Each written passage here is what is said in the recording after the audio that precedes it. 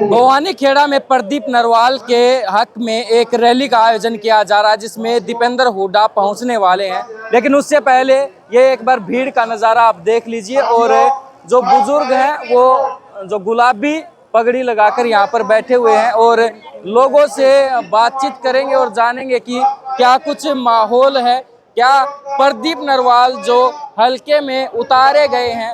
लोग कह रहे हैं कि पैराशूट कैंडिडेट है, विरोध हो रहा है। और कुछ लोग ये भी कह रहे हैं कि विधायक बनते ही वो मंत्री बनेंगे। क्या कुछ बातें हैं लोगों के दिमाग में और किस प्रकार से उनका साथ दे रहे हैं, ये सारी बातें करेंगे। आप बुजुर्ग भी हैं और युवा भी हैं जी, क्या कहेंगे जो प्रदीप नरवाल है भवानी खेड़ा हल्के में आए हैं, तो उससे जनता खुश है या फिर बाहरी कैंडिडेट बता रही है? बहुत ही ज्यादा खुश है। और विधायक नहीं, ये मंत्री भी बनेंगे। अच्छा, ऐसी लोगों की सोच है और भारी बहुमत से जिताएंगे। लोग कह रहे हैं कि भारी है और विरोध हो रहा है। भारी नहीं है, वैसे भारी है। हाँ, भारी नहीं, बाहर का नहीं है ये 20 किलोमीटर का काम है। सारे 20-30 किलोमीटर से अपने गांव जुड़ते हैं। बीजेपी भी यहाँ पर मजबूत है, कपूर वाल्मीकि मैदान में है, तो लगता है टक्कर दे पाएंगे बीजेपी को? नहीं, अब की बार कोई टक्कर नहीं है। अब की बार कोई टक्कर नहीं है। बार बार बीजेपी भी और कुछ कांग्रेस के लोग भी आरोप लगा रहे हैं कि टिकटों का बंटवारा जो है कांग्रेस ने सही ढंग से नहीं किया। देखो भाई साहब, कांग्रेस वही बात है, इन तक बीजेपी तक किसान भी दुखी हैं और बेरोजगार युवा भी दुखी हैं जिन्हें नौकरी नहीं। भाई देखो, कांग्रेस सही किसी डला ने भी दे दें दिन है तो भाई बदलाव चाहिए है, तो डलाती भी वोट दिए जाएंगे। तो प्रदीप नरवाल कैसा कैंडिडेट है? भाई बढ़िया कैंडिडेट है, पढ़ा लिखा नौजवान छात्र युवा नेता है। लगता है यहाँ पर नैया पार हो जाएगी उनकी? भाई बीजेपी तो दुखी हो रहे हैं, नैया को नहीं, उसकी तो दौड़ेगी पार को नहीं, बाजगी जाएगी उसकी तो। हाँ जी, ताऊ जी, प्रदीप नरवाल को जानते हो? जानते हो नरवाल? जान देंगे, वोट भी दिए थे हमने तो, अभी कभी देंगे। हम तो ये रखा है, कांग्रेस से अलग जानते नहीं। क्या लगता है भवानी खेड़ा में प्रदीप नरवाल का क्या माहौल है? बहुत एक तरफा माहौल है प्रदीप नरवाल का।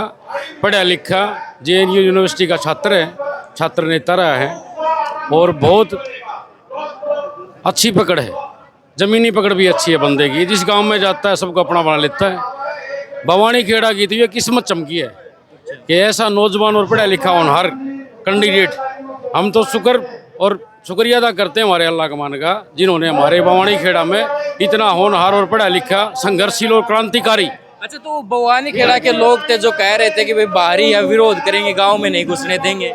वो भवानी खेड़ा के वो नहीं है, जो वो बीजेपी के हैं। 5-4 बंदे बीजेपी के होते हैं, वो विरोध करते हैं। ये बाहरी नहीं है। रामकिशन फौजी ने करवाया था विरोध? नहीं, ये रामकिशन फौजी का तो समर्थन हो गया हमारी तरफ। रामकिशन फौजी का हर वर्कर हमारे साथ है। रामकिशन फौजी हमारे साथ में है। जो बीजेपी है वो विरोध करवाती है और कोई विरोध नहीं कर रहा। ना रामकिशन फौजी का कैंडिडेट कोई विरोध कर रहा है, ना रामकिशन फौजी का कोई वर्कर विरोध कर रहा है। दूसरे लोगों से भी जानेंगे कि क्या कुछ माहौल है भवानी खेड़ा में प्रदीप नरवाल का। जी, क्या कहेंगे? किसान आंदोलन में आप एक्टिव रहे हैं और प्रदीप नरवाल को यहाँ पर पैराशूट का कैंडिडेट बताया जा रहा है, क्या मजबूती से यहाँ पर फाइट दे पाएंगे? कौन बताता है पैराशूट पर? पहले उन्होंने पूछो, वो बिना पैराशूट के कौन है बिना कनिया? हमारा धर्मवीर है तालू का, तू शाम तक बने सोना तक बने, कौन का पैराशूट का है? ये हमारा भाई है। हमारा एक ही लक्ष्य है, हम किसी को वोट के लिए नहीं कहेंगे। वोट डालने से पहले एक रिक्वेस्ट करते हैं किसान यूनियन की तरफ से, 13 महीने रोडों पर किसान वहाँ के सरा दिए। आंगनबाड़ी आशा वर्कर बहनें, हमारी बेटियां वो पेट दी। हमारे प्रतिनिधि सरपंचों को लठसी ने मारे और हमारे गुरु द्रोण बोलते हैं जिसको, मास्टर टीचर, उनको रोडों पर पीटा।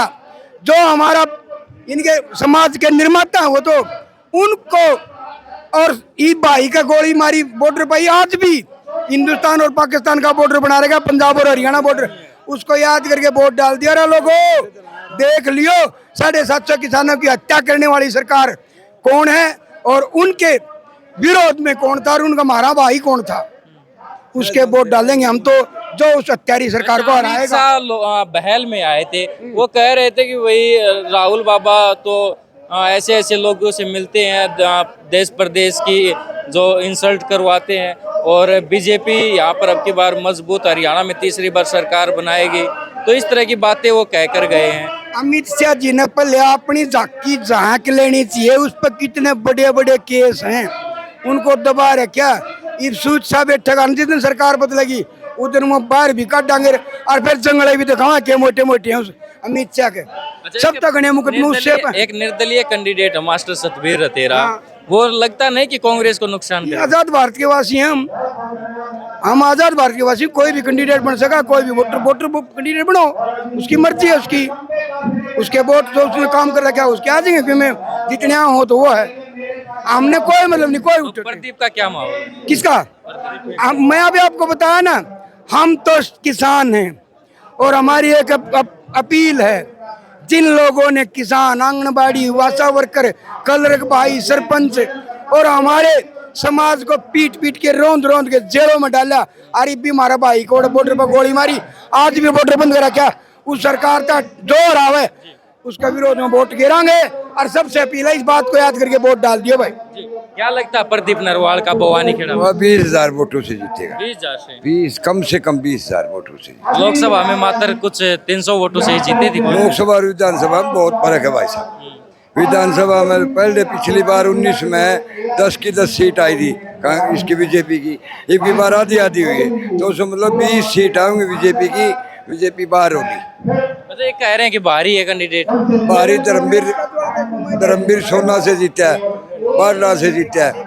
वो बाहरी क्या है, अपने सारे देश के नागरिक है ना, सबको तो लोकतंत्र था, कोई कहीं से उठ सके, सबका अपना मौलिक अधिकार है। जी आओ थोड़ा, क्या कहेंगे प्रदीप नरवाल का क्या कुछ माहौल लगता है भवानी खेड़ा में? प्रदीप नरवाल का चुनाव जनता लड़ रही है। अच्छा। हर आदमी अपने आप को प्रदीप नरवाल मान के चल रहा है, और ये बीजेपी सरकार ने इस प्रदेश का और देश का मतलब जाति और धर्म पर लोगों को ऐसा बहका रखा है, लोगों को समझ में आ चुका है, लोगों को विकास और रोजगार चाहिए, जाति पाति का भी ये नारा नहीं चलेगा।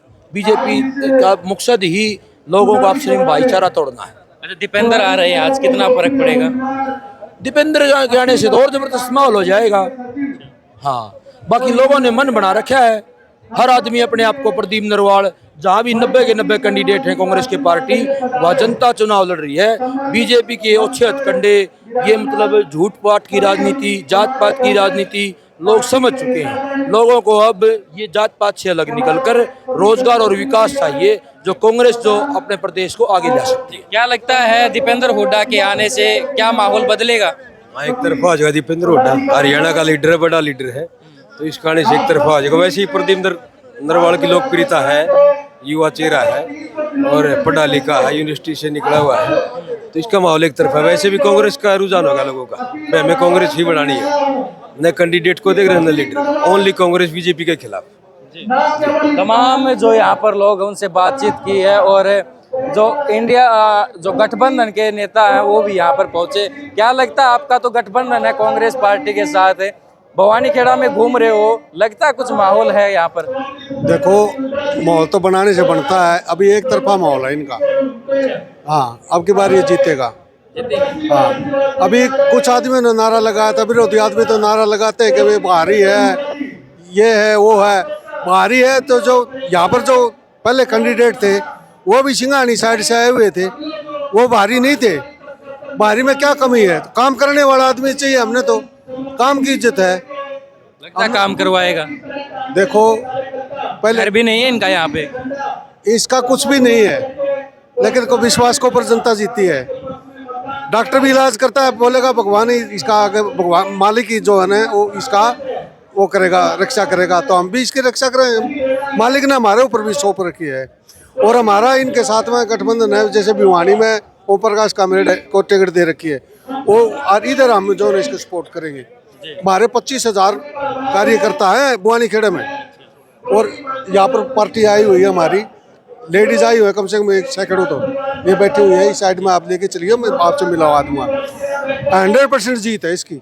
ठीक है, जो विपक्ष वाले थे जैसे दूसरी पार्टियों में थे वो भी इन्हीं की तरफ में आगे, अभी तो ये खड़े इस बार मान इधर खड़ा था, जेजेपी में था, ये क्यों आया है?